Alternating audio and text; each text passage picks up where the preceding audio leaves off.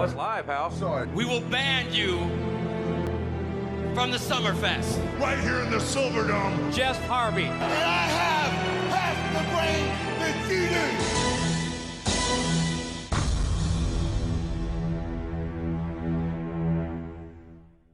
Welcome to the Wrestle Hunks Podcast, a podcast where three hunks get together and discuss some of the very worst things you can find on the WWE Network, and the only podcast that wishes the rest of WCW Thunder would be uploaded to the internet.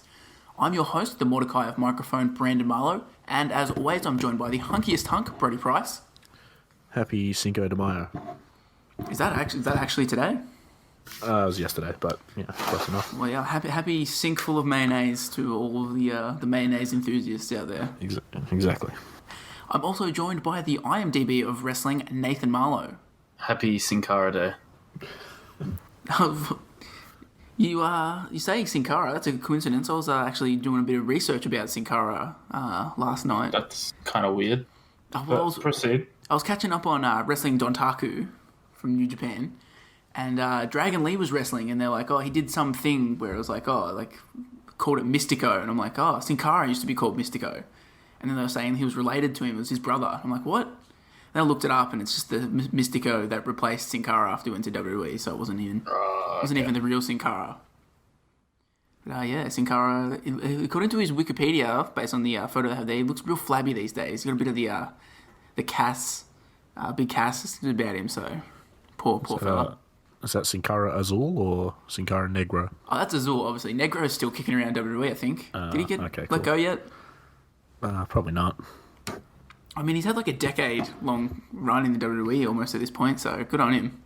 Yeah, I mean, he won an NXT tag title and that's it, so that's pretty cool. Yeah, they were not too bad in NXT. I was starting to turn on Sin Cara. I'm like, oh, he could be good. And just nothing. Nah. So this week we were supposed to be reviewing Randy Savage's final WCW match. However, the WWE Network decided to be fucking stupid and not just upload every single thing they have in their archives. So they've only uploaded WCW Thunder until January 2000. So apparently you can't find it illegally either. Practically every other episode of Thunder has been illegally uploaded to Dailymotion or YouTube, except this one. You can find the main event, but that's about it, which really hurt me. I'm like, come on. It was the one that we needed, and it wasn't there. You can find every other one. You'll find the fucking Billy Kidman wrestling Chavo Guerrero in 2001 on YouTube, but you can't find this iconic moment. So this episode of Thunder won the poll by 2%, but we're going to have to go with the second place option, which was the rematch of the first ever women's Money in the Bank ladder match. Did either of you watch this episode of SmackDown Live at the time? I feel like I did, but I can't remember if I watched the whole episode or I just like caught up on what happened with some YouTube clips or something, but I definitely remember it happening. What about you, Nat? Definitely didn't watch it. Don't watch the current product live ever, so... Well, I didn't watch it live, but I did watch it. This was in my period of like just diligently just watching Raw and SmackDown every single week. Just gotta get home and see what's gonna happen on SmackDown. Then jump over to the network and watch Talking Smack. I was real committed. Yeah, well, it's because Talking Smack was good. It really was, and this was also, I think, in the period where you told me to be like, "Hey, get drunk and watch 205 Live." Man, it'll change your life. Like. 205 Live now is like really good wrestling, but back then you just need, Saturday night, have a few drinks, and then once you get home, check the network on and watch some 205 Live. I remember I did that once. I got I want to say 5 minutes in before I fell asleep, and then just woke up and the network wasn't playing anything. Exactly. It helps, trust me. So the history, build-up and background for this episode of SmackDown. It was held on June 27th, 2017, and on this day in history, we had the African Development Bank president, Akinwumi Adesina, winning the World Food Prize. So, congrats on all the food for you, Mr. Adesina. We've also got Colombia's rebel group FARC, that is not a rib, that's what they're called, FARC, officially end armed existence after 52 years. This happens in a ceremony with President Juan Manuel Santos in Mesitas, and fucking hell, I say. That's banter. It's amazing how all these things happened apparently on this day in history that we lived through less than 2 years ago, and I never heard of any of this. Yeah, that's true. We've also got the European Union fining Google a record $2.7 billion for unfair competition practices. In similar news, Mark Zuckerberg announces that Facebook has reached 2 billion monthly users. So, good on the Zuck. And finally, this was in the website I use, which is feels a little bit out of place compared to the other ones. Tennis star Serena Williams poses pregnant and nude for the cover of Vanity Fair. It's hot. Oh yeah, that's us. We've got serious news there, and it's just like, a tennis lady poses nude and pregnant. What issue is that again? What was that? What issue is that again? June 2017. So I might have to research that one. the number one film at the box office at this time was Transformers: The Last Night, although the very next day it would be overtaken by Baby Driver. Transformers sucks. Wow, that was the last Transformers movie they made, so it probably does suck, to be honest. There you go. It's no Bumblebee starring John Cena. That's true. Okay.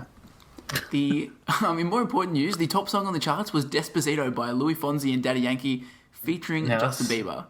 That's the most exciting part of that. All those stuff. And that's a tune we can all get behind. What I found out when I was doing research for this is that Despacito was like number one on the charts for like 4 straight weeks. Then something else, some fucking shitty song, took over it for like a couple weeks. Then Despacito like got back on top of the charts for another 6 weeks. Yeah, because the mums got back onto it. Yeah, the one in the middle was a real transitional champ. Exactly. Got to put over Despacito. Make Daddy Yankee look strong. This episode of SmackDown Live was held at the Valley View Casino Center in San Diego, California, and the rating for this episode drew 2.6 million viewers, which was the exact same rating as the week before, and both of these episodes had been the highest audience that SmackDown Live had drawn since April 11 of the exact same year, so it was a pretty good rating, and it was I'm sure they would have been excited that they managed to hold that same rating 2 weeks in a row.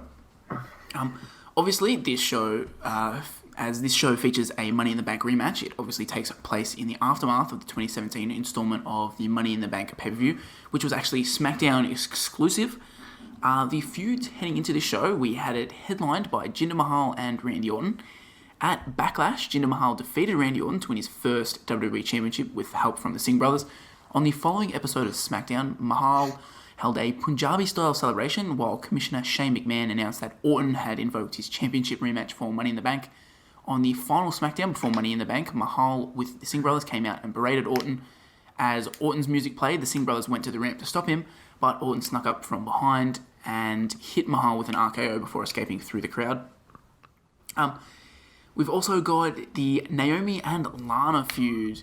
So at Backlash, the welcoming committee, which was, if you've forgotten, and I don't know how you would have forgotten who the welcoming committee was, it was Natalya, Carmella, and Tamina. They defeated the team of Charlotte Flair, Becky Lynch, and the SmackDown Women's Champion Naomi in a six-woman tag. On the following episode of SmackDown, Natalya asked Commissioner Shane McMahon for a championship match, followed by Carmella, Flair, Tamina, and Lynch, all demanding opportunities. A fatal 5-way elimination match, which was all the rage at SmackDown Live at the time. I feel like they had a fatal 5 every week at this point. It was scheduled to decide who would face Naomi at Money in the Bank, but before it could begin, all 5 started attacking each other before the bell actually rung. Shane then scheduled the first ever Women's Money in the Bank ladder match between the 5, with the winner receiving a contract for a future SmackDown Women's Championship match. The following week, Lana would make her first appearance since moving to the brand during the Superstar Shake-Up and demanded to be added into the ladder match. Shane McMahon would refuse, saying that she would have to earn her opportunity. Lana would then turn her attention to the champion and said that she could beat her, but Shane again denied and reiterated that she needed to earn her opportunity. Later in the night, Naomi, Lynch, and Flair would face Natalya, Carmella, and Tamina in a rematch from Backlash. Lana would interfere in the match, causing Naomi to be pinned by Tamina. After this, Naomi demanded a match against Lana and offered to defend her title, and Shane would schedule the match for Money in the Bank. So, those are your 2 main feuds going into Money in the Bank, and this card would see, first of all, the return of the Hype Bros on the kickoff show, defeating Epico and Primo in a dark match. We'd also see Carmella winning the Women's Money in the Bank ladder match. The New Day would defeat the Usos via countout, meaning the Usos would retain their SmackDown Tag Team Championships. Naomi defeated Lana to retain her title. Jinder would beat Randy to retain his title. Breezango would defeat the Ascension. And then in the main event, Baron Corbin would win the Money in the Bank. So that's kind of how the state of SmackDown Live is heading into this show. And unfortunately, there's no dead people on this card. It's pretty damn recent, so you'd be hoping there wouldn't be any dead people here. James Ellsworth. I mean, James Ellsworth's career died. Didn't he do something real shady, like kissing on underage girls or something? Yeah, 16-year-old sent her a dick pic. Yeah, who hasn't done that before, you know? Jake Stringer potted a 17-year-old back in the day, so... I mean, he also has a family, though, and he talks to a lot of girls. He's a bit of a playboy. Yeah. So before the proper show begins here, Ty Dillinger defeated Eric Rowan in a dark match, so shout out to when Ty Dillinger was getting a bit of a push, even if it was in the dark match, he was going over Eric Rowan, so... Wait a minute. Ty Dillinger and The Rock are the same person. I don't know, they're both using Eric Rowan as job guys. Wow. Can't believe it. I think Ty Dillinger, now that he's left the WWE in the dust, he will have a successful movie career. That's Sean Spears to you. Yeah, that's... I don't think he's done anything of note recently. I did look up his profile, I think like a week ago, and I don't know if he'd even had any matches on the Indies. Has he done anything? No, because he got a release. He has a 90-day... Oh, so he's not ready. He can't That's go yet? That's every single contract. Well, just release. Fun fact, Ty Dillinger's last wrestling match was on September 25th of last year. So, Homeboy hasn't wrestled at all in fucking... It's getting close to a year, to be honest. Wish him the best in his future endeavours. So the show kicks off with a recap of James Ellsworth costing Becky Lynch the Money in the Bank match and Daniel Bryan stripping Carmella of the briefcase, and it's a full-on pay-per-view level promo package, which I wasn't expecting here. I feel like they're treating this like not just a regular SmackDown Live. They've gone all out with the actual promo package there, which you don't often see. Yeah, that's what I had. It did feel like almost this was the pay-per-view. Like, the way that they hype it up, I was thinking like, oh, they've gone all out. They're pulling out all the stops here, and they do have the Money in the Bank match and then the Women's Championship match. But I thought like the other matches would probably be like, I don't know, of like higher importance. But then you've just got like the Hype Bros doing the JOB. Yeah. Which, I mean, that's not out of place for a brand split. In the wake of the brand split just happening, one of those single brand pay-per-views, you often get a lot of shit. So, Daniel Bryan kicks off the actual show, and he comes to the ring and says that he's proud of the women's evolution on SmackDown Live. Carmella and James Ellsworth then interrupt him, and Ellsworth really struggles to get in the ring with his real baggy getup he's got here. Carmella says that the biggest injustice took place last week when she was stripped of the briefcase, and I mean, she's not wrong about being the legitimate winner. She could have just decided that time Dolph Ziggler caught the belt in that triple threat ladder match. I feel like she would have got away with it. Bryan says that nobody else has ever won a match the way she did, but again, Dolph Ziggler says hi. Ellsworth says that the WWE Universe are the villains here for influencing Bryan to make these poor decisions, and he implies that Bryan is just a coward for not wrestling anymore and he's not actually hurt. Bryan responds by banning Ellsworth from the arena, and after a few attempts at escaping, Ellsworth is escorted from the arena by security. So after all that James Ellsworth shenanigans, reminding me how much I hated James Ellsworth and how much I hated SmackDown around this time because it was just fucking James Ellsworth all the time, we get our first match, which is the Usos, the current SmackDown Live Tag Team Champions, defeating the Hype Bros, which is Mojo Rawley and Zack Ryder, obviously, via pinfall in 5 minutes and 40 seconds. What did the Broski burp, but Zack Ryder missed, and the Usos trying to turn the tides here. What a match this has been. Jimmy Uso's leading on top with the splash. Cover. And the Usos take away any opportunity for the hype bros. SmackDown Live was still doing the little fact files during entrances at this point. I think they've stopped that, haven't they? Yeah, I think so. Yeah. Which is kind of annoying because it's one of those things that separated the shows because you don't have fucking separate stages anymore. So at least the little title cards that they had were different, but not anymore. Mojo's is about him being the youngest student to ever graduate with an MBA from Maryland, and Ryder gets a mention of his US and Intercontinental title wins. We then flash back to 2 weeks ago, where we see Ryder announcing his return from injury, and then the Usos make their entrance, and they don't even have their Day One-ish theme, which I don't know about you boys, but that really I was hyped when their music hit, and then when there was no lyrics, I was like, what's the point? Down tense. Day One-ish. Like, I felt like they got lyrics to that theme pretty quickly, so maybe they get it after their rap battle. They're like, these guys are rappers, we'll get them to rap their own music. I'm actually almost certain it's like within the week or two after the rap battle. Like, why? I don't know why they ever thought that the instrumental version was a good idea. It should have just always been, get these boys on the stick rapping. They should be doing it live as well, you know. So, in the actual match here, Zack misses a broski boot, which allows Jimmy Uso to tag in and hit the splash for the win. The New Day then come out wearing red pants. They want a rematch at Battleground, and Big E almost says the N-word. They then have a bit of an impromptu rap battle for some reason, and that sort of just ends this segment.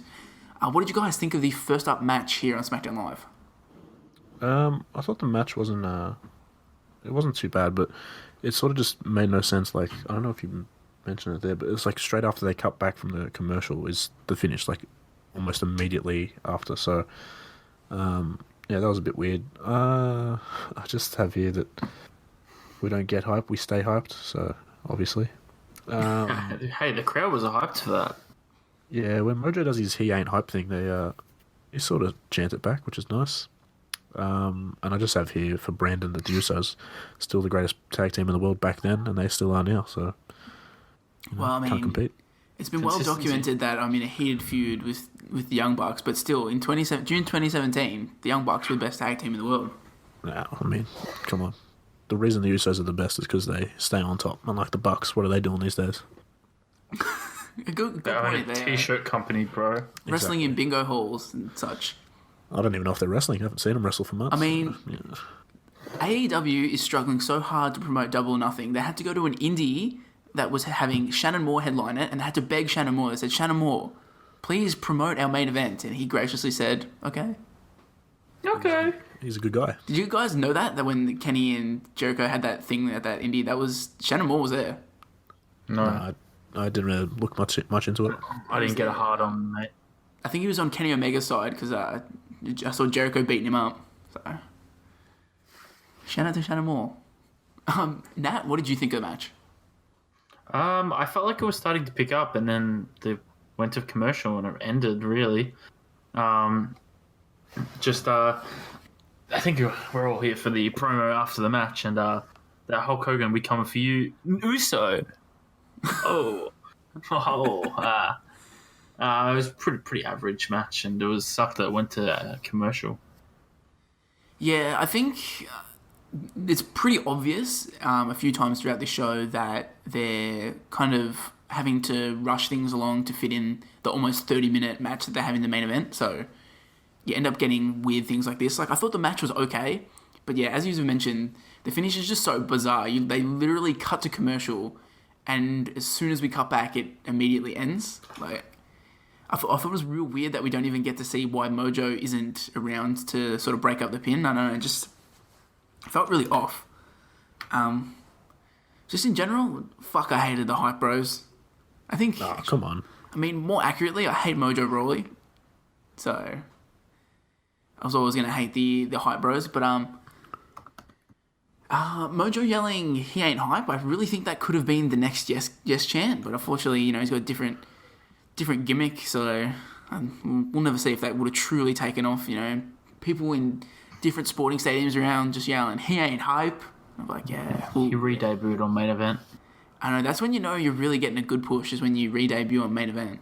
A show that I didn't know was still running, to be honest. My final note was Zach has new Ezra on the back of his trunks, which I get what he's doing, but also, who's Ezra? George. Oh yeah, he was a big fan of George Ezra. Just fucking gonna sing Shotgun on the way to the ring. That's good. But yeah, I'm glad Zach got to move on from this tag team, and I'm glad Mojo's career is circling the toilet. Jesus. Yeah, he did a good story time. I was telling Pricey about it. Did he actually? What was it about? Just him partying with Gronk? It's some guy, and he was in line, and he needed to take a shit. So he went to the toilet, and it was the only unisex bathroom he's ever seen in a club. And he sat down, took a big shit, and it was all like loud, and then it went quiet, and then went silent, and then a guy banged on the door and said, "Yo, this guy's taking a shit." And then that was the end of the story time. Oh, wow. That's a good story, Mojo. Yeah. Well, after that match, we see Tamina stretching backstage, and I just want to give a special shout out at this moment to the guy that buys all the Tamina and Nia Jax shirts. I'm sure he loves this episode. After that, we see that John Cena's return is being advertised for next week's July 4th SmackDown Live. And more importantly, after that, we get an episode of Fashion Vice. Breezango are interrogating the Ascension over why they trashed their headquarters, and they're planning to do a good cop, bad cop routine. They also use a no-deal copper line here from the Ascension, which, Pricey, I thought it sounded eerily similar to the copper line that your character used in Fluctuating Identities. Yeah, I mean, I probably lent it to him. I don't really remember, but I feel like Tyler Breeze probably DM'd me asking if he could use it. So I've seen this really good movie that steals a bunch of music from The Dark Knight Rises. Can I steal a line from you? And you're like, sure. Yeah, anything you get Breezy. You got to give back sometimes to the young people in the business. Well, as you can imagine, Breezango mess up the good cop, bad cop routine and end up both being good cops. No, they're great cops. Good point. They then get a knock on their door and find that their office has been trashed again, meaning it couldn't have been the Ascension because they were in their interrogation room. And Breezango were just absolutely knocking it out of the park every week at this point. I can't believe they didn't get a title run at all out of all of this. The crowd fucking loved this shit and then just fizzled out. I literally have here, like, 2017 SmackDown was so lit because of this. And I just don't understand. Like, the SmackDown tag division is the shits. They need a babyface team. Breeze isn't doing anything. I'm pretty sure Fandango's healthy again. Throw him on TV, man. I don't understand it. They're the best. Was I getting bloody ribbed by something I saw on Instagram, or did Breeze get sent back down to NXT? I'm pretty sure that's fake. Not sent down to NXT. He does matches in NXT all the time. Just, warm the crowd up, wrestle. He wrestled the match. He wrestles Velveteen Dream all the time in what's the title called? North American title. North American title. He was in the match to the ref broke his leg. Oh, was he in that? Jesus. He was in that match. He does matches there all the time. And what? Fandango's back from injury? No. He's not back, but I'm pretty sure he's like ready to go. He's working on them abs, so you can have a stellar return. Exactly. Cha-la-la. But yeah, did they ever do like a Fashion Files thing at all on Raw once Breezango moved over? I can't remember, to be honest. Like, what a waste. No, because he got injured pretty quickly. Legit, they have 3 hours of TV on Raw. Like, why not? Like, you could throw that on there somewhere. Even with him injured. Look at that, Kevin. It's the police. Even with them injured, like, I mean, you can still do those kind of vignettes. It's a nice little way to break up the show instead of just having the 800th interview with Charlie Caruso backstage. Yeah, exactly. But yeah, this is one of the real highlights of SmackDown Live at the time, and I was glad that we got to go back and revisit it on this episode. Something I didn't enjoy revisiting was that before we go to commercial, we see Natalya doing squats. She's hot. Oh yeah, in her dominatrix outfit. That she really honed that persona in that episode of Total Divas. You used to hate her. She's hot. Have you guys seen that episode of Total Divas where she hires the dominatrix to come over and Yeah, I saw a gif of it today actually. That's probably one of my favourite episodes of Total Divas, just how much Tyson Kidd fucking hates her guts for doing it. Yeah, he gets really angry. Especially because the dominatrix they hire is just real fucking weird. Yeah. Shout out to Total Divas. When we come back from commercial, we get our women's championship match. It's Naomi defeating Lana via pinfall to retain the title in just 42 seconds. Lana's furious. And the thing is, she can't get frustrated. So little time in championship matches that Left side of the face. she just ignited the champ. Now Naomi takes down the challenger up to the top. The split-legged moonsault right on the money. Cover from Naomi. And that is going to do it. Wow. And here, before the match starts, we find out that Great Balls of Fire is presented by Rocket League. So, shout out to Rocket League and shout out to Great Balls of Fire. I hope it returns one day. So, Lana comes out here and she gets a pretty decent babyface pop, especially for someone who really hadn't had that many in-ring matches at this point. She's pretty decently over. So Lana attacks Naomi from behind during the pre-match introductions, and Mike Chioda eventually starts the match proper, and Lana hits a spinebuster, but Naomi kicks out at 2. Naomi then hits a head kick and a split-legged moonsault and gets the win. What did you guys think of this squash match? My guess is that they didn't have much confidence in Lana to go have a very long match, and from memory, I think their match at Money in the Bank was like 7 minutes. But it wasn't great, but I'm pretty sure Lana did okay for not having a lot of experience. So, kind of disappointed that she didn't get more time, but it is what it is. It's obviously 42 seconds. It's hard to say it's a great match, but it is what it is. They should have pushed her, and her song is a fucking banger. So. Fucking amen, man. Amen. I got 2 notes on this match, and one of them is Lana's theme is an all-time banger. So yeah, exactly. Nat, what did you think of the match? It happened, but fuck Naomi. She just sucks. She's just a wannabe Nowhere Jose. And I thought Lana should have won. Just give her the belt because Lana's fucking hot. So that's alright. Well, yeah, I think this burial of Lana here on SmackDown Live, literally immediate burial, was like she gets a push into the title picture, but also buried at the same time, which is quite confusing. I think it's worse than anything Triple H ever did during his reign of terror. So, do we rate her entrance dress? I do. I forgot that she used to come out like in the full proper like fancy dress. Bro, that's Emelina. But yeah, like I dug all of the stuff she was doing here in her little singles run. But yeah, she just gets buried, which I think I feel like WWE fans don't like her now. They kind of don't like Lana, but at this point in time, she was legit over. So, but what is she, Pricey? Lana. Yeah, Lana is the best Lana number 1. No, she's salty. Oh, bitch, I'm salty. Bitch, I'm salty. Yeah, she's a bit salty. Is that a catchphrase on her YouTube channel? Pretty much. Is it actually? Pretty much. Oh, wow, I can't believe they'd let her say the B word on their YouTube channel. She just starts pouring out actual salt. Like, it's something.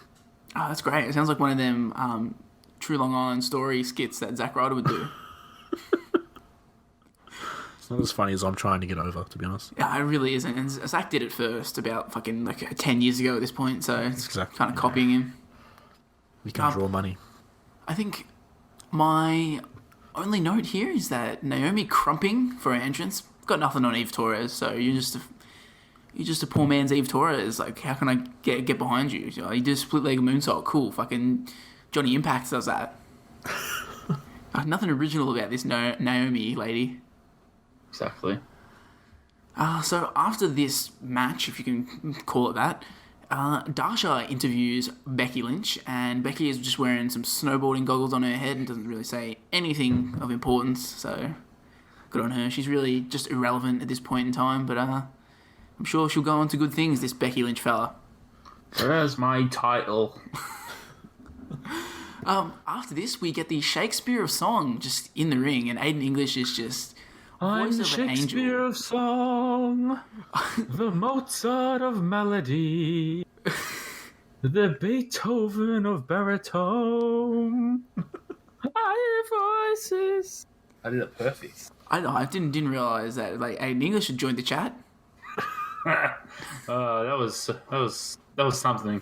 I mean, I'd kind of forgotten that Aiden English used to do this. He had a little period of time where he'd just be in the ring singing, and then people would interrupt him, basically being the original Elias before he became the Rusev Day guy. Was there a payoff? There was a payoff. Yeah, Aiden English and Orton did it to Aiden English a lot. And they had an actual match, didn't they? And I'm pretty sure from memory, I really dug it because Aiden English got like some decent offense in for like the first like little bit of the match. I was like, fuck, Randy's actually putting over Aiden English. Exactly. So yeah, this was also one of the highlights of SmackDown Live at the time.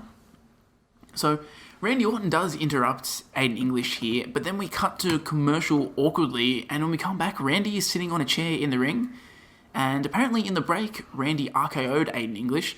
It's all done really awkwardly, and I mean, you could have really shown that because they replay it here, so it takes exactly the same amount of time as if you'd actually just aired the RKO initially. Orton gets on the mic and says he's not leaving until he gets what he wants. Kind of like Batista. Again, everything just is reused these days. Batista reusing Randy Orton stuff. Naomi reusing Eve Torres' stuff. We flash back to last week where he just absolutely murdered the Singh brothers. And we get Shane McMahon coming out. Shane says that Randy can't threaten the safety of Jinder. He gives Randy the rematch, but says that Jinder will get to pick the stipulation. So Jinder then comes out to just have a whinge, which is all he did as champion. He announces that the stipulation will be a Punjabi prison match because he just fucking loves the Great Khali, which is, I'm not even exaggerating that. That's basically what he says in his promo. Yeah. Apparently also they just so happen to have a video package for this match type ready to go, and that awkwardly just plays while they stand around. So I'm sure everybody was just excited for the Punjabi prison match when this bombshell got dropped. Yeah. I mean, I'm pretty sure at one point he said that the Great Khali invented the match or made the Punjabi prison match, so... He didn't wrestle in the first one, you fucker. Also, he didn't win a Punjabi prison match, did he? Mm-mm. I mean, technically, he kind of won the third one. I mean, he held the championship up, so... He holds the belt up at the end, so, I mean, who's the real winner there? Who really thought in any of them? Like, if Great Khali did wrestle in the first one, like... How was he going to beat anyone climbing over the top? Yeah, it doesn't really suit the dude that's 7'2", does it? No, it does not. It should be something like you got to chop. You know how the hammer game at carnivals, and you got to hit it really hard so it hits the belt. Yeah. It should be Khali doing a chop like bang, and then that determines the WWE Championship. That would be an interesting match type. I will admit that. Oh, there you go. There you go. It's already more interesting than the fucking Punjabi Playboy prison. I do like to imagine when Mahal gives Khali credit for like inventing the match. I do like to imagine Khali just like in a workshop, just building the bamboo, the steel reinforced bamboo with a bloody hammer. Yeah, and he's just like fucking working in the Indian heat, fucking sweat dripping. Yeah, nice. That's a good image. At the very least, the Punjabi prison match gave us a nice little Jack's ring that you could play with. It's true. So after this, we cut backstage and Daniel Bryan is on the phone pretending that anybody actually gives a fuck about the Punjabi prison match. I don't know who he'd be on the phone with. Maybe he's on the phone with Bree. Just be like, can you believe it? Fucking tell our dog Winston. Bryan then gets interrupted by AJ Styles and then Kevin Owens. These two are in a feud currently, but there's no time for them to actually be on the card proper this week. AJ makes a very ham-fisted reference to Anchorman here, which I'm ashamed to say it actually took me a while to get. What was it? He goes, "Oh, Kevin Owens, you are Ron Burgundy's definition of San Diego." And I was like, "What?" And then I thought about it, and then I was like, "That's fucking terrible." But I mean, any Anchorman reference is good by me, so I guess I have to give him a tick for that. Bryan then says that they're going to have an Independence Day Battle Royal next week, and the winner is going to face Kevin Owens at Battleground for the United States Championship. After this, we then get to see Charlotte Flair spinning around in circles backstage. And next up, we get a commercial for WWE 2K18, where you don't even see a single second of gameplay footage, so... I mean, I hope that footage of Seth Rollins lighting things on fire got you excited for the video game. It was a good fucking thing. It was, but, you know, it's like, after you've seen it the first time, it's like you can't be going... I've never seen it. You've never seen that Nope. fucking Be Like No One fucking... When the fuck would I have watched it? Oh, they used to play it. That time would have been a pay-per-view. Also, Yeah, I feel but like they played the Snoop Dogg rap fucking trailer for 2K18 more often than they did this one, so... Fair enough. After this, we get Mike and Maria Kanellis making an entrance, which shocked me because I didn't realise that Mike would still be around at this point. Here's to the greatest. What a theme. Greatest love I've ever known. It's such a great theme, but also I was still disappointed that at Evolution, Maria did not come out to her singles theme. Here she comes again. Like, what a banger that was. I remember, like, fucking SmackDown vs. Raw, probably 2007, that would play on the old jukebox. I'm like, whoa, jeez. Her legs go on and on for days. I'm ready to do a Finlay versus MVP match now. First Blood fucking Inferno. So they make their entrance and they're talking about true love and shit, but they get interrupted by Sami Zayn making his own entrance. This entrance then leads into our next match, which is Baron Corbin defeating Sami Zayn via pinfall. It goes 8 minutes and 10 seconds. Favoring that lower back, going for the home run. Trying to restore some energy here, gets away from Corbin. Oh, not for long. Good night. End of days. Wow. Cover. Mr. Money in the Bank wins this one. In the middle of this match, we see Shinsuke Nakamura watching. Corbin then ends up hitting his end of days finisher out of nowhere to get the win. After the match, Shinsuke gets interviewed and asked if he wants to wrestle Baron Corbin. Nobody wants to wrestle Baron Corbin. What did you guys think of this fucking match between Sami Zayn and Baron Corbin? Well, I just have here, like, thank God he shaved his head. Because Baron Corbin, his hair, yikes. Well, that's what I had here. Corbin's hairline is starting in row F here. Yeah, it's all the way back. Yeah, what else have I got here? I really enjoy the way that Sami Zayn sells. This is probably just more of a general thing than this match, but just very good. This guy's very good in the ring. I'm just looking at your notes, Brendan. You seem pretty down on this match. I actually didn't think it was that bad, so I don't know, it might be a testament to Sami Zayn, but yeah, I didn't hate it, which was nice. What did you think, Nat? Yeah, I didn't think it was that bad either. I thought it was just a decent little SmackDown kind of match. The time did fine for me. I'm a big fan of Baron Corbin these days. I can really respect his work. Like, why are you laughing? Nothing. No, say it. No, I actually agree with you. I think he's one of the better heels in the company at the moment. Probably the best heel in the company. Well, See, there's nobody counter that because he is. No, I was only laughing. He's a 3-time Golden Gloves boxing champion. I was just laughing because I don't know. I just thought it was kind of funny. It just sounds weird when people say Baron Corbin, is good. But you're right. You are right. I just respect him because recently, Brandon, I don't know if I told you, but I watched all of Breaking Ground. Oh, yeah, I remember you were watching it. Never watched it before, and just have a new respect for Baron Corbin. Well, I fucking hate Baron Corbin. I'm sick of him. He's boring in the ring, and He's a heel. that doesn't mean he has to be boring in the ring. He's a heel. If I have to see him slide out of the ring, do a ring around the rosy around the ring post, and slide back in one more time, it's up there with it's up there with Dean Ambrose's fucking wacky clothesline he used to do. Which It's better than that. If he keeps doing that on the indies, I mean, I'm gonna have to fucking. I don't know what I'll do, but Jesus. Have a chat to him. I have a chat to Renee Young, but like, come on, mate, you go tell your boy, stop doing that wacky clothesline. At least Corbin's makes sense. That's true. I mean, I like it, like, in theory. Like, it was cool when he first started doing it, but he's done it so much now. I'm like, can't you get, like, a new cool kind of evasive maneuver?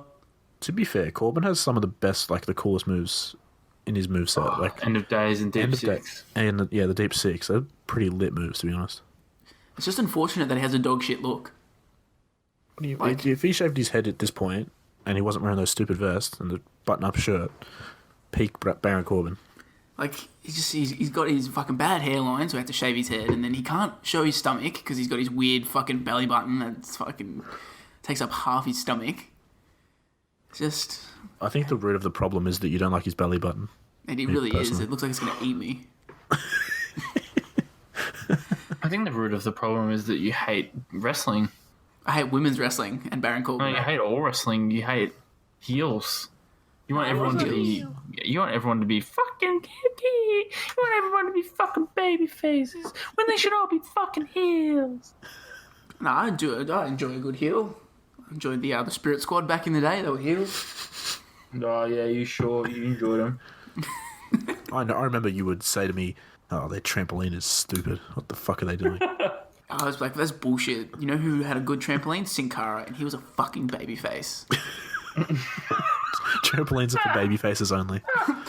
Do you guys remember when Azul and Sin Cara Negro were feuding? Did they both come out with a trampoline entrance?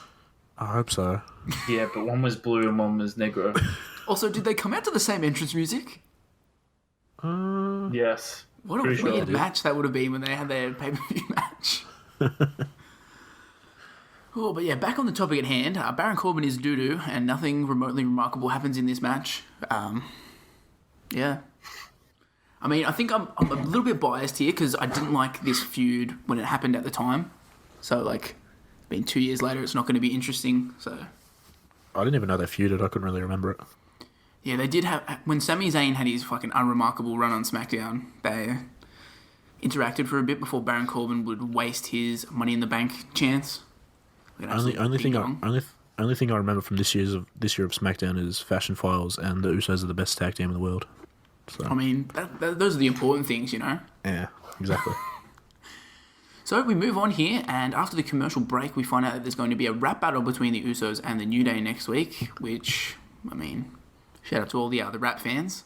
Woo.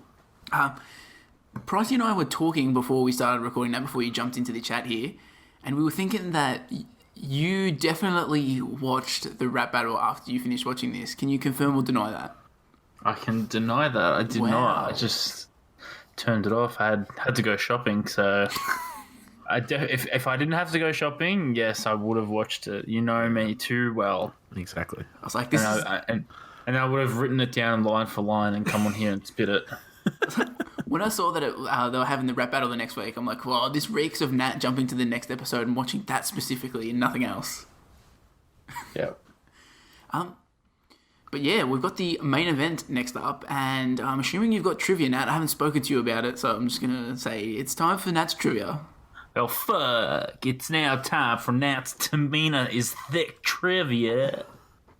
And you got the trivia score. Pricey on 12, Brandon on 12. It's tied up again. Bang, bang, bang, bang. But this week's trivia is sponsored by the one and only Huckster Burger, the world's tastiest burger. Freaking sweet! Bird is the word. Did you finally go to Huckster Burger? We went to Huckster Burger. It's good. It was the best burger I've ever had. Jeez, that's hell of praise coming from you. And I looked up a burger chain restaurant. Jack said he kind of enjoyed. It's called Goody's Burgers. It was on Russell Street. And I looked at the rating. It was 1.9. Out of 2? Out of 5. And that's on Tomato, that's rated as a red colour. Going to be bloody shut down by the Health and Food Administration. So it must be appreciated. The burger feud continues. Hey, my places don't close, at least. Oh, rest in peace, New York Minute. Good. Alrighty, question 1. Are you guys ready? Yep. I think I am.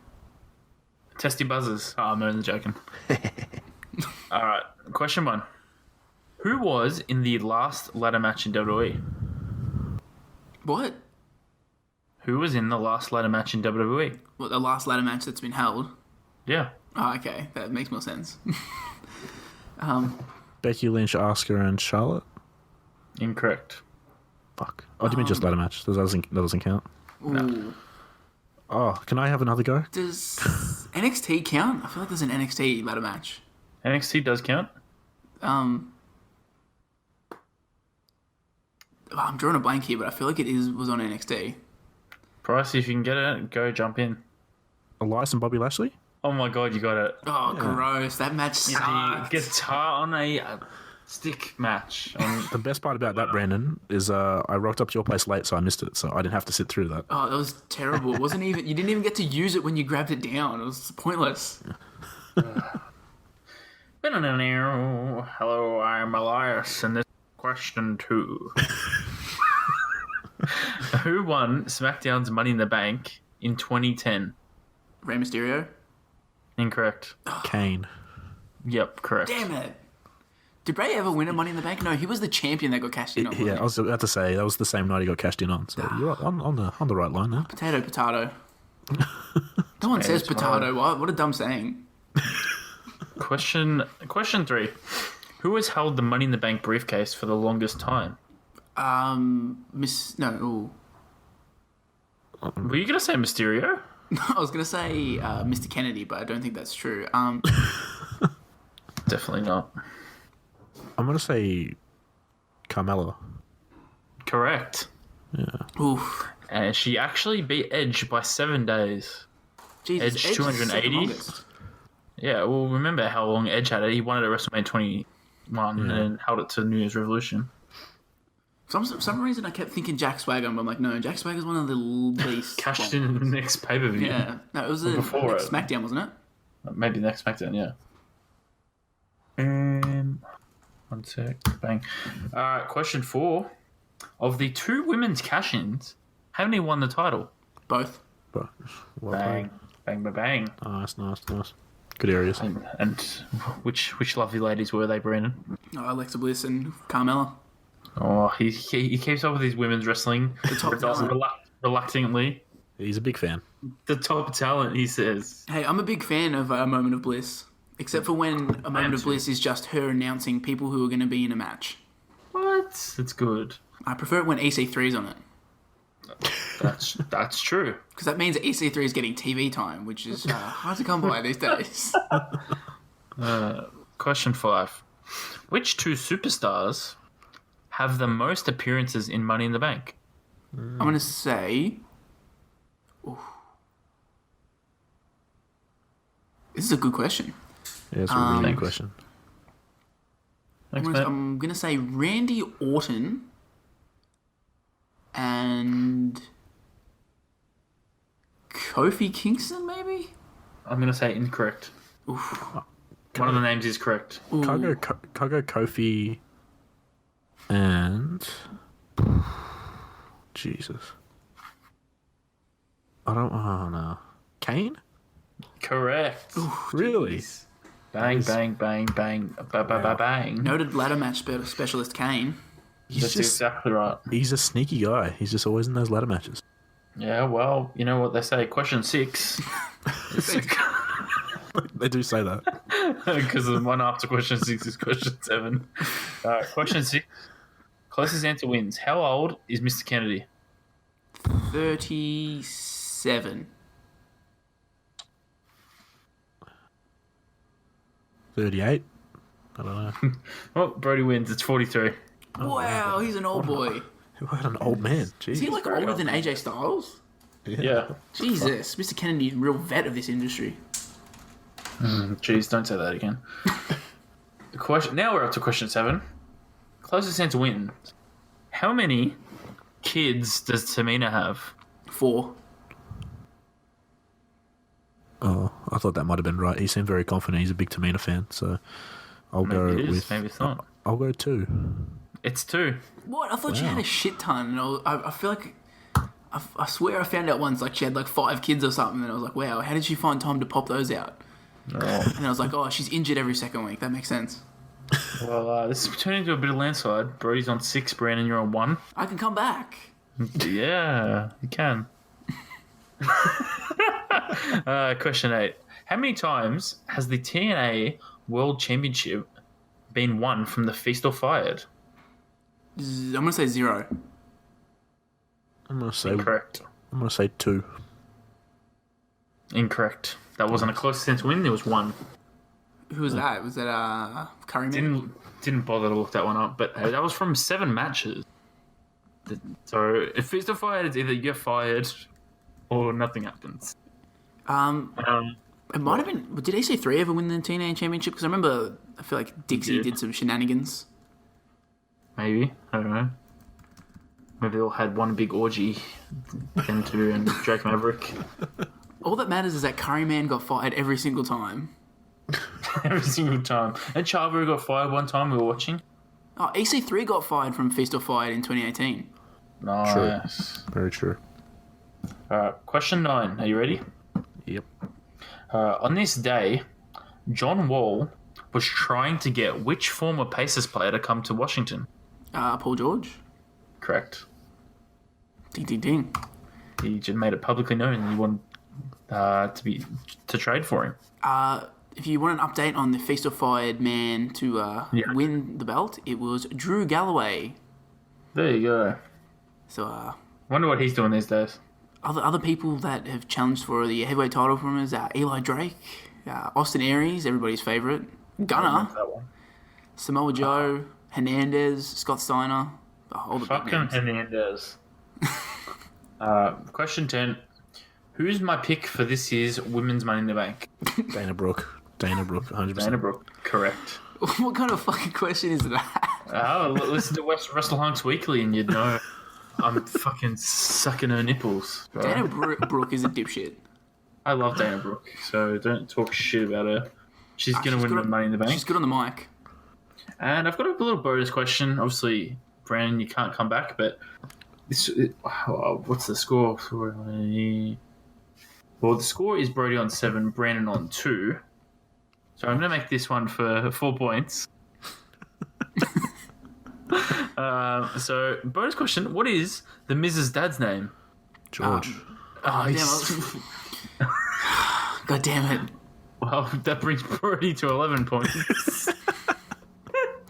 Well, Brandon, the score wasn't looking good for you. You finished on 2 and Brody on 11. That's a percentage booster, that is. That's a big one on the ladder there, but we all fight for the championship, and it's another week of trivia come and gone. I think it's unfair. You distracted me with the bloody Feast or Fight mention, and now I've gone down a bloody rabbit hole here. Well, don't go down Bray Wyatt's bloody rabbit hole. For some reason, I thought Curry Man used to get fired every single time. He only got fired once.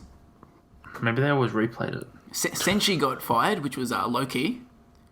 Chavo got fired once. Sheikh Abdul Bashir got fired. Oh, not the Sheik with the fucking tambourine. That's Davari. Velvet Sky got fired once. Well, I don't know why she was in it. I don't even think she was actually in the match. I don't know how she got that. Grado got fired and EC3. They haven't done one in 2019. Because they can't afford to fire anyone. Let's bring back Curry Man. Curry Man ain't doing anything.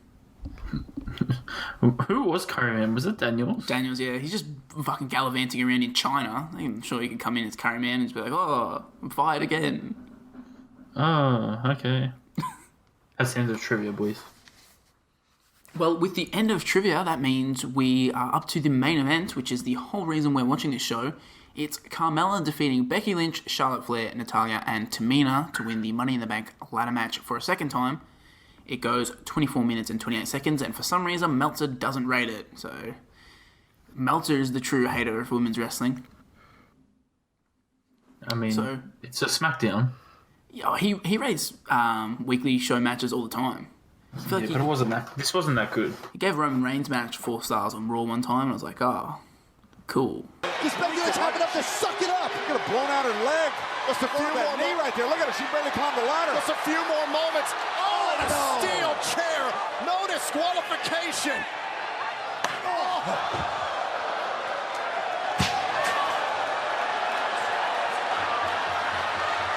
Carmella using any means necessary. Climbing the ladder. Well, got her hands on it. And there you have it. There you have it, official. Miss Money in the Bank.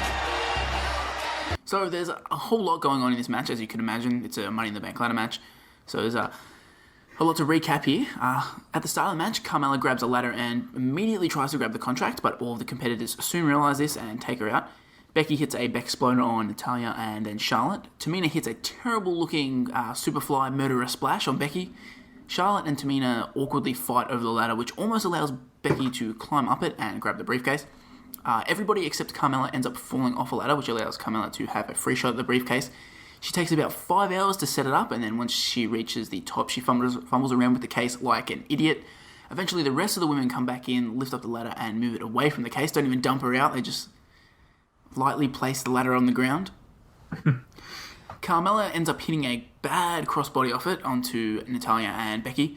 Charlotte then traps Tamina under the ladder, but then fumbles around with the ladder before untrapping Tamina, rotating the ladder, and finally climbing up it. We then get a wide shot of Charlotte climbing up that shows us that Tamina has now trapped herself in this new position. Carmella tries to pull Charlotte down, but Tamina ends up shoving the ladder off of her. Becky and Natalya double powerbomb Tamina. Natalya throws Charlotte into the crowd and then chases after her for some reason, a very questionable tactic in a ladder match. Ellsworth, despite being thrown from the building, is still here for some reason. He rolls Carmella into the ring, sets up the ladder, and then starts climbing it again. However, Becky Lynch comes in and tips him off the ladder, and he lands nuts first on the ropes. Becky starts climbing, but Carmella pulls her down, which hurts Becky's knee. Carmella then targets that knee with a chair and wins the match. What did you guys think of the rematch of the first ever women's Money in the Bank ladder match? It's not the best Money in the Bank ladder match I've seen, but I feel like they're a bit unlucky because they're all busting their ass here. But there's only five of them in the match, which is kind of strange for a Money in the Bank match. Usually there's 7 or 8. So yeah, I thought that was weird that they only went with 5. Like, surely they had someone else laying around that wasn't Naomi or Lana, like that they could have thrown in there. Yeah, so like usually, because they usually have more people. Like there's usually time for people to sort of sell and more people to get in some spots and stuff like that. So that kind of sucked for them. But Dasha Fuego. Yeah, exactly. I have here. It would have been a tough choice between Carmella and Tamina for who should win the match, and you know, hindsight's a beautiful thing. So maybe it should have been Tamina, but couldn't buy to judge. And I just got here Mella's money, so I'm pretty happy that she won. It was good stuff. Imagine if Tamina held the briefcase for like a year. That'd be pretty great. She wouldn't even appear on the show for months at a time. People would be like, "What happened to the Money in the Bank briefcase?" And then out of nowhere, she'd win it, and they'd be like, "Oh, big shock." Is she having another imaginary kid? She's having her 6th kid.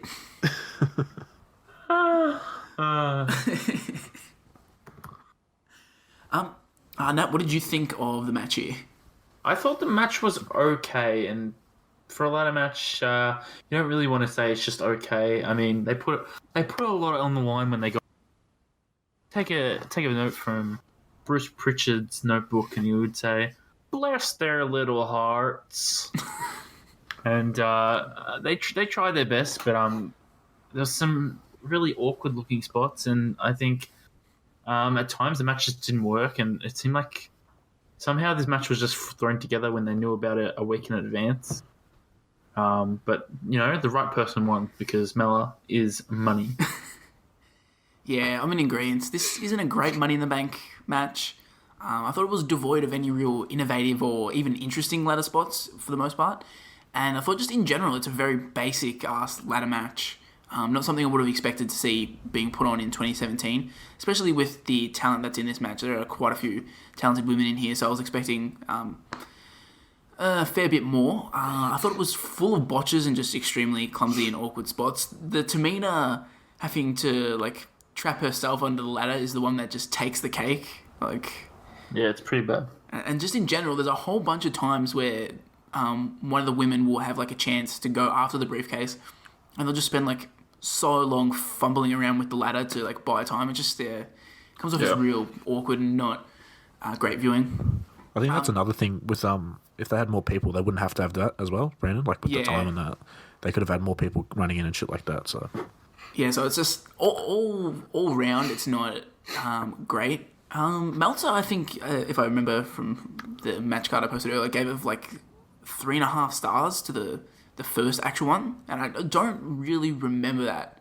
So I guess I'm gonna have to take fucking Dave Meltzer's word for it. But yeah, I could imagine that match probably would have been better than this. You would have hoped for it to be better than this at the very least. Yeah. I will give it credit though. It's definitely the most interesting thing on this show, aside from maybe fucking Fashion Files. So they're definitely stealing the show here, I guess. My only other notes I had on this match was that I found it interesting when Natalya was putting Carmella in a sharpshooter, and then she was screaming out that she was going to break Carmella's leg, which the sharpshooter injures the back. So I thought that was very strange that the woman who has the sharpshooter as her finisher just doesn't really know what it does. I did enjoy that Charlotte didn't look like she was made out of wax here. Like, she wasn't as top heavy as she is these days. And I mean, she just looked more natural. And I'm like, this is a much better look, Charlotte. I mean, I guess Andrade digs it, so who am I to judge? If it's good enough for Andrade, it's good enough for me. Words to live by. My final thoughts is just a few dead dads in this match, eh? I mean, Carmella's dad's probably still kicking. I mean... Yeah, I mean, Big Kaz is doing good things.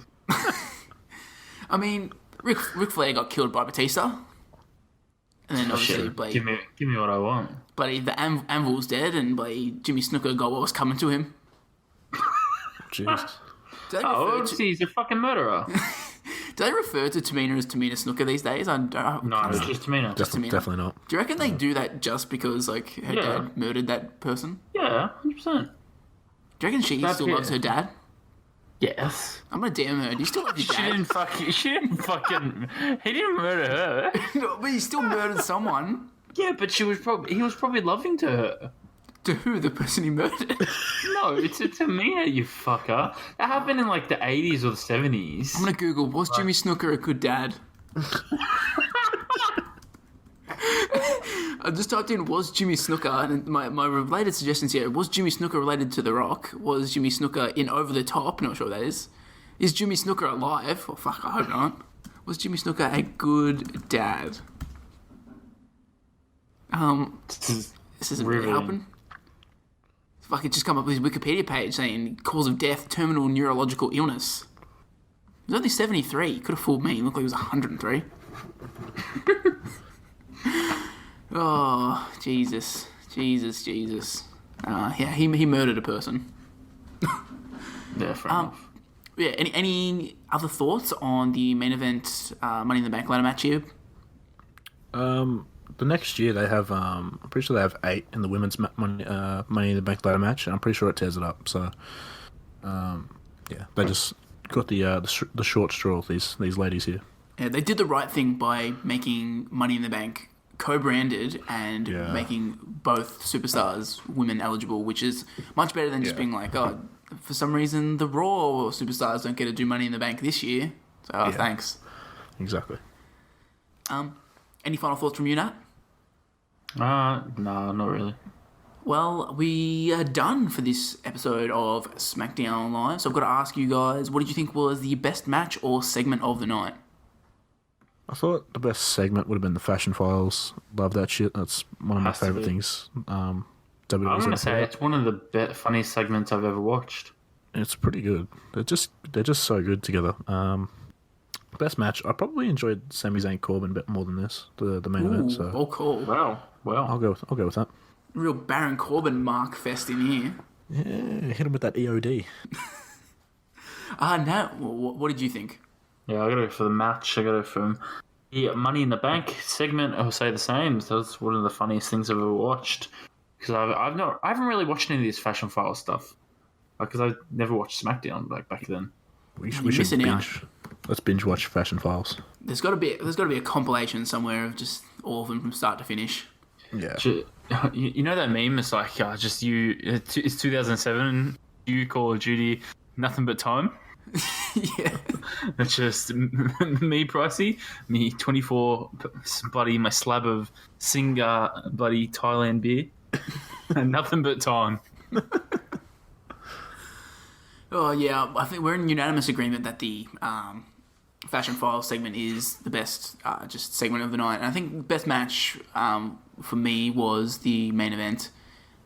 Didn't really dig the Uso match at the start, and the squash match was barely there, and the less said about Baron Corbin from me, the better, so the women win out here.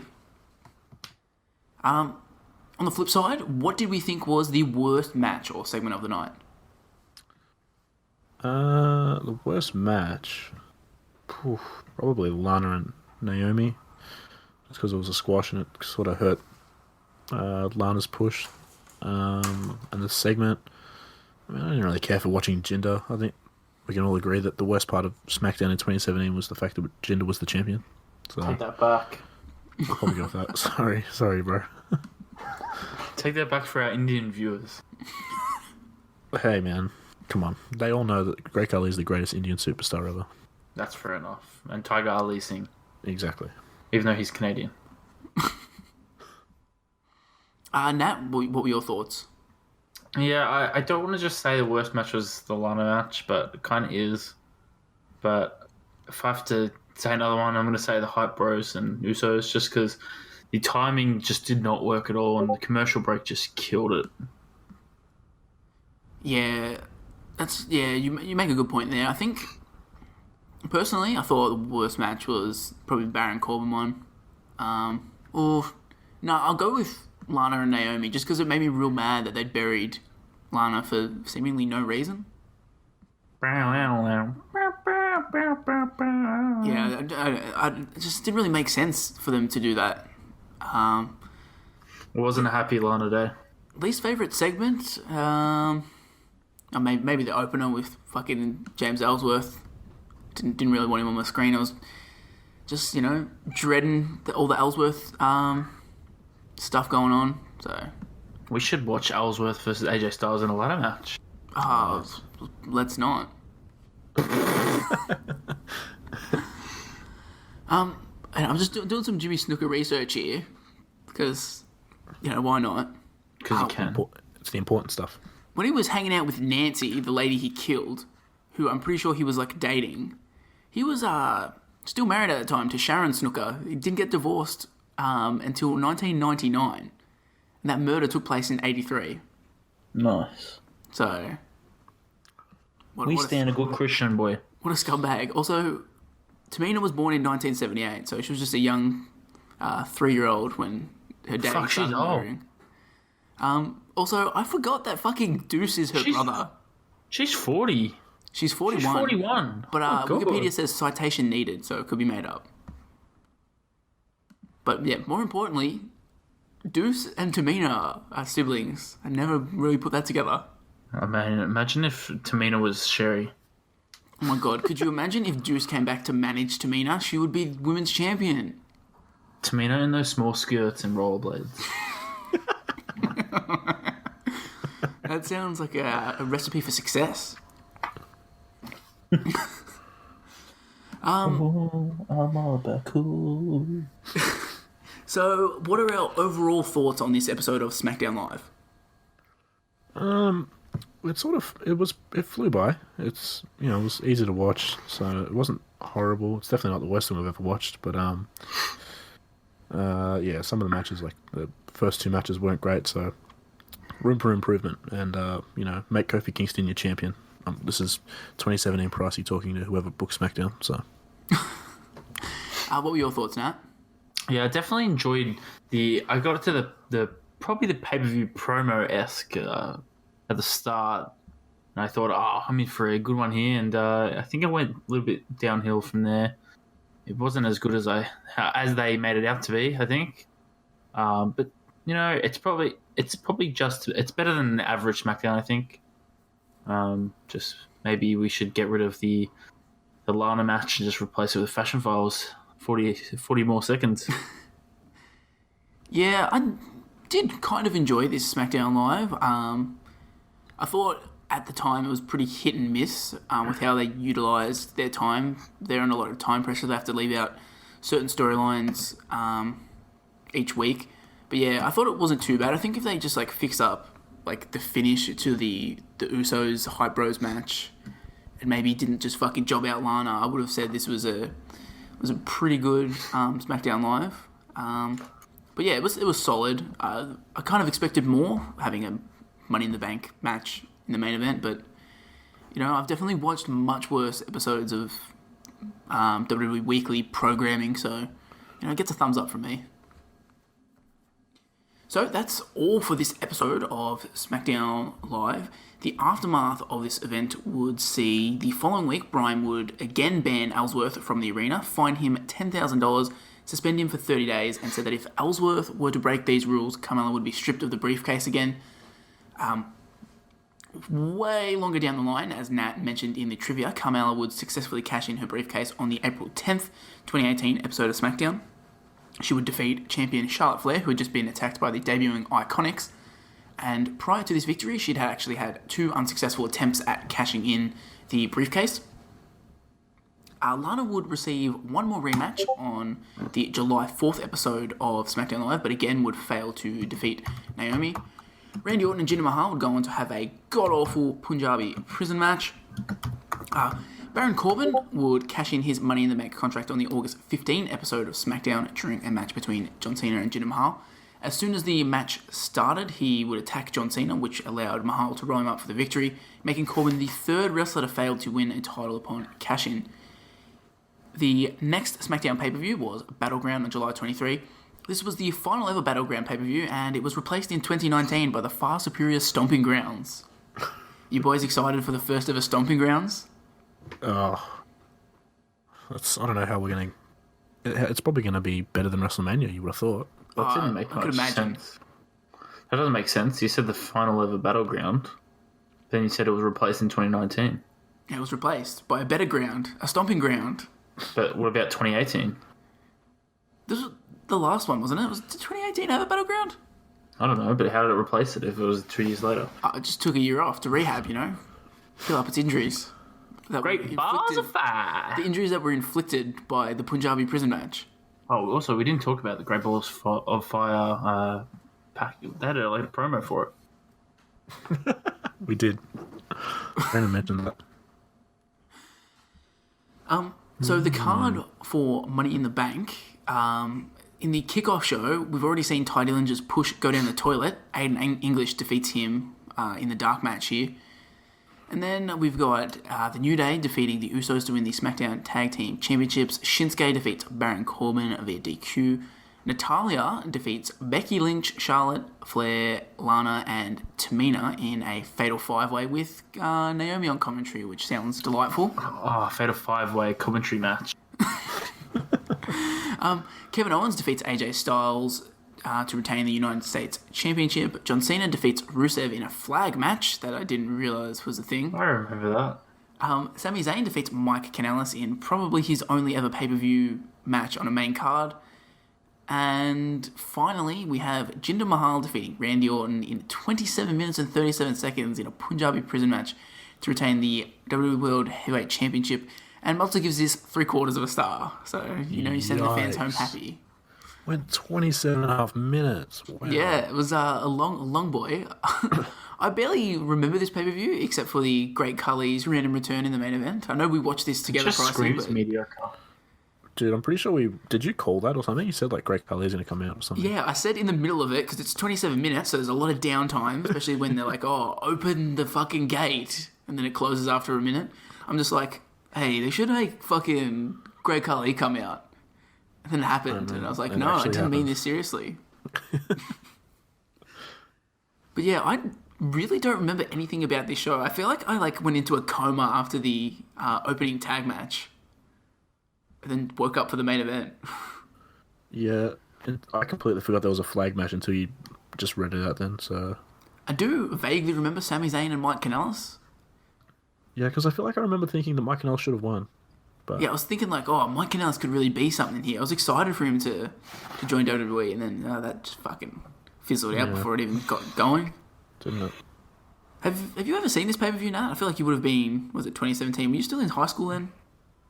No, 2015 I finished, bro. Oh, jeez, fuck, you were long gone. No, I've never watched this. Well, I've never seen a single match on this. Well, don't. I mean, I don't really recommend any of them. Thank you. Owen's Styles is, I think, probably pretty good. It just screams mediocre and don't watch me. Like, it screams... Your semi-main is Sami Zayn versus Mike Kanellis.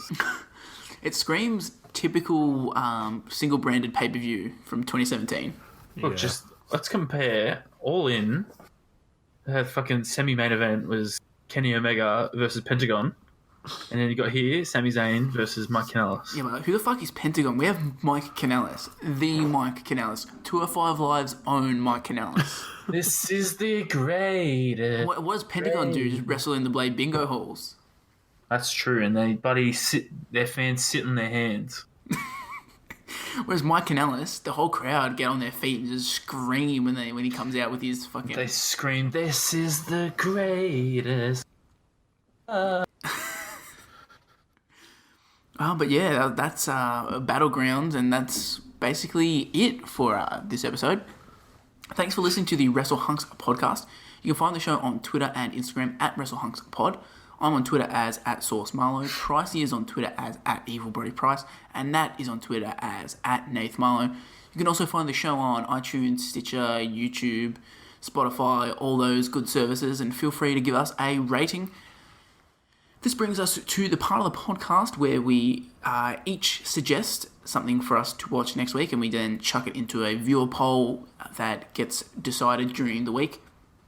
And this week I was kind of looking for something that would be an anniversary sort of around this time, but there was nothing that I could find really that was worthy.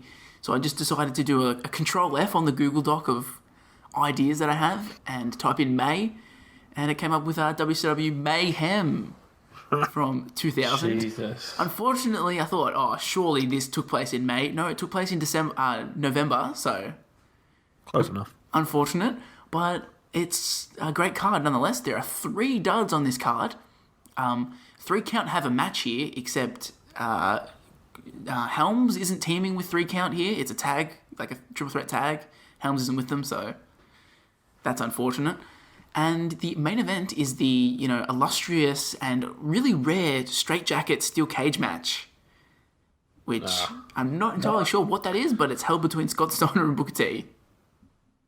Booker T wins out. Oh, fuck, he wins it via straitjacket. He won it because I was watching a video on... I think he's run before... The run with Triple H. Oh, I thought you were going to say you were watching a video on the greatest matches of all time. Yeah, that was on it. That was number 1. Pricey, what are you suggesting for the poll this week? Someone mentioned, Brandon, you mentioned Total Divas earlier in the podcast, so I just thought let's have some Total Divas in here. I don't know how many episodes you guys want to cover. I'll leave it up to you, but whether it's just the first one or the first 2 or 3, just want to get some Total Divas into me. So we'll review that hopefully. That's a great suggestion if I do say so myself. I'm a Total Divas aficionado, so exactly. So I'm looking forward to that. Nat, what are you putting into the poll? Oh, what am I putting in the poll? I'm putting TLC 2011, and this pay-per-view has conflicting pay-per-view buy rates. 179,000, but on this list I'm looking at, it's actually got 98,000 buys, which is pretty fucking low when you think about it. And you're thinking, why is it so low? Well, one of the matches is Triple H defeating Kevin Nash in a sledgehammer ladder match. Yes, hell yeah. And let's just go through the matches quickly. There's a chairs match, Big Show and Mark Henry. Big Show would love the chairs match. We have a Money in the Bank cash-in. Won't ruin that if it wins. There's Cody Rhodes versus Booker T in 2011. Fuck, where else are we going here? There's a tables match, Randy Orton, Wade Barrett. And there's also Beth Phoenix and Kelly. And they get 5 minutes, so Kelly is something to look at. She's going to channel her in a test. And I'm not mentioning the main event because that's probably actually good. So I went ahead and filled out the wild card myself this week because I did find something that would tie in with the dates that we'll be recording next week. It's the final episode of Saturday Morning Slam. Took place on May 11, 2013. I've never seen any episodes of this. Well, you're missing out. I don't know what happens in it. It's actually Saturday Morning Slam is only 20 minutes long, so I might throw in, if it does get up, maybe like the last 2 episodes because... Yep. Yeah, 20 minutes is fucking real short. But yeah, I really do hope it gets up because there's a whole lot I want to talk about. I'm pretty sure, as far as I can tell, they taped all of Saturday Morning Slam in like 2 weeks and then they edit across like 38 weeks. Nice. It used to air on the CW on Saturday mornings, and it was rated G, so they had to tone down the violence. They couldn't do any moves to the head. Fair enough. Which you think that sounds shit. People actually talk about it pretty highly because the wrestlers have to really think outside of the box for their matches. For fuck's sake. And it's also known for having a lot of just really like wacky shit. The wrestlers taking the piss. There's just lots of banter in the ring. Have you ever seen the gif of Sheamus doing an Irish whip to Curtis Axel, rolling out of the ring, and Curtis Axel just keeps running forever? No. Well, that's a thing that happened on Saturday Morning Slam. Yeah, stuff like that would just always happen. Daniel Bryan would get on commentary and talk about bears.